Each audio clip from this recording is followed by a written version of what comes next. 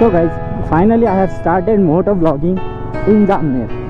तो कल हमने एक मिनी व्लॉग अपलोड करने वाला था। मैं वो कैमरा का एंगल था वो मैंने वर्टिकल रखा था, बल्कि मैंने उसे हॉरिजॉन्टल रखना चाहिए था, इसलिए मैंने वो वाला व्लॉग अपलोड नहीं किया। तो ये वाला मैं अपलोड करने वाला हूँ। तो कुछ ऐसी सी बात है। तो मोटो व्लॉगिंग में हम अभी घुसे हैं, सॉरी यहाँ पर आने के बाद ये पहला मोटो व्लॉग है। मोटो व्लॉगिंग में हम लोग बहुत पहले से पर I was not doing moto vlog since I came in Jamner. अंग्रेजी बोल बोल के कैसे बात को घुमाया जाता है। हम लोग यूज़ करते हैं यामा, तो उसका जो माइक सेटअप है, मतलब जो कैमरा एंगल वैंगल है, वो सारी जो चीज़ें हैं वो एडजस्ट करने में काफ़ी ज़्यादा दिक्कत होती है। एंड आफ्टर दैट मुझे ये नहीं पता कि विंड ब्लास्ट इतना ज़्यादा क्यों फील हो रहा है। आई होप कि माइक में चेंज कर दूँ। ये माइक मेरी आवाज़ पकड़ पा रहा है या नहीं ये तो नहीं पता है। आगे अपने दोस्त लोग जा रहे, उनसे थोड़ा बात करते। तो गाइज मुझे ये नहीं पता कि विंड ब्लास्ट इतना ज़्यादा क्यों हो रहा है, या फिर माइक बहुत ज़्यादा दूर है इसलिए हो रहा होगा। अगर मैं माइक सामने अपने माउथ के पास लाता हूँ तो कुछ ऐसा सा आवाज़ आपको आएगा, बिकॉज़ वो तो अभी मुझे एडिटिंग के टाइम पे पता चलेगा और आपको अपलोड होने के बाद। तो कमेंट करना मेरा वॉइस कैसा आ रहा है, क्योंकि अभी मैं सोच रहा हूँ डेली मोटो व्लॉगिंग करने के, पर स्क्वाड आई होप मतलब असुविधा के लिए खेद है, बिकॉज़ मेरा कॉलेज है, सारी चीज़ें, तो डेली मोटो व्लॉग नहीं आ सकता है। पर हफ्ते में एक बार या फिर हफ्ते में कई बार, जैसे जैसे मुझे पॉसिबल होता है उस तरह से मैं मोटो व्लॉग आपको डिलीवर कर सकता हूँ। ABS वालों ने हमारी कुछ हेल्प तो की नहीं ABS के बारे में। अभी होंडा वालों से हेल्प मांग के देखते हैं, अगर वो लोग करते तो अच्छी बात है, नहीं तो फिर हमें मेरा एक फ्रेंड है उसने बोला ही है कि आपको जळगांव जाना पड़ेगा, तो फिर जळगांव जाना ही पड़ेगा। There is no solution. यहीं पर कहीं पर तो मैंने कल होंडा शोरूम देखा था स्क्वाड। यहाँ पर है जामनेर का स्कूल। मुझे जामनेर देखना भी है, मोटो व्लॉग भी करना है, और दोनों चीज़ें साथ में पॉसिबल नहीं होती है, बिकॉज़ मोटो व्लॉग करते वक्त हम अगर राइडिंग का फील ले रहे हैं तो मोटो व्लॉग में एफिशिएंसी नहीं आती है, और मोटो व्लॉग में अगर एफिशिएंसी आती है तो हम राइडिंग का फील नहीं ले सकते। किसने कहा है भाई ऐसा? किसने कहा है? मैं कहता हूँ मैं तो राइडिंग का फील भी लेता हूँ और मोटो व्लॉग भी करता हूँ, बिकॉज जो दिखता है वही तो आप लोगों को बोलना है। वो अलग बात है, बोलते वक्त आपको थोड़ा सा कोऑर्डिनेशन बनाए रखना होता है, लेकिन अगर आप कोऑर्डिनेशन बना नहीं पा रहे हो तो फिर क्या फ़ायदा आपका। जामनेर में ऐसा कोई तो गैरेज होगा जिस बंदे को ABS का नॉलेज होगा।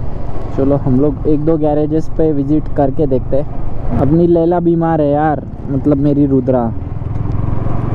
ये सब मेरी गलती की वजह से हुआ है, बिकॉज़ मैंने लॉक लगाया था, डिस्क लॉक, और उसके बाद मैं उसे निकालना भूल गया, और उसे निकालना भूल गया, और जब मैं बाइक पीछे ले रहा था तो फिर डिस्क लॉक की वजह से वो उसमें अटक गया था, डिस्क लॉक सेंसर में।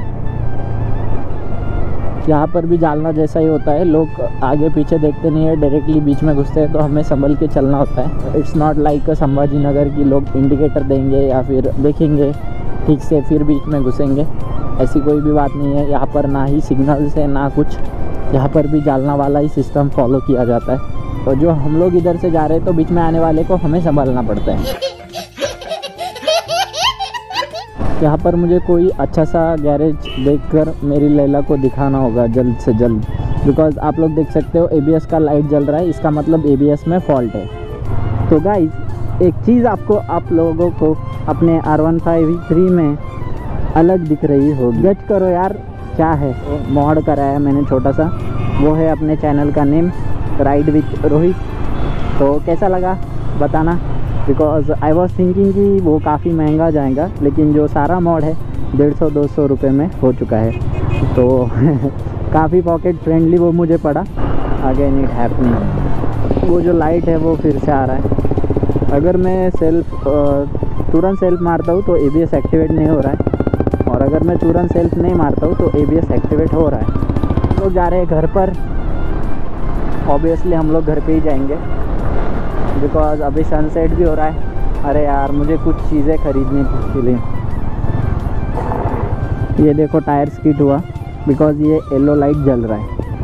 स्क्वाड मेरी बात हो चुकी है जो होंडा वाले थे उनसे, उन्होंने हमको एक सोल्यूशन दिया है। वो सोल्यूशन ऐसा है कि आप उसकी वॉशिंग कराओ अच्छे से, जो ब्रेक पैड्स है वो भी अच्छे से वॉश करो, जो सेंसर्स है उसमें भी वॉशिंग कराओ, आपका प्रॉब्लम सॉल्व हो जाएगा। ऐसे ही उन्होंने मुझे एडवाइस दी है। तो अभी मैं जा रहा हूँ वॉशिंग कराने बिकॉज़ जब तक वो प्रॉब्लम सॉल्व नहीं होगा मेरे जान को चैन नहीं पड़ेगी यार।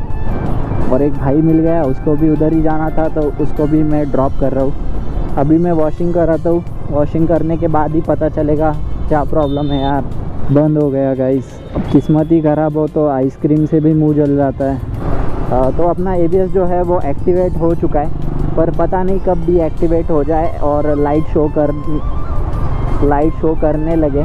अभी जो सामने बाइक थी वो मेरे ध्यान में नहीं आई थी, लेकिन सडनली मेरा ध्यान गया, फिर उसे कटाना पड़ा। अगर मैं ब्रेक भी करता तो इतना कुछ लफड़ा होता नहीं। अभी देखो ब्रेक जैसे ही मैं 40 के अब हो जाता हूँ तो वो जो लाइट है वो जलने लगता है और अभी मैं खतरे में हूँ। अभी तो वो लाइट तो आप लोगों को सही से दिख रहा होगा बिकॉज़ वो जलने लगा है।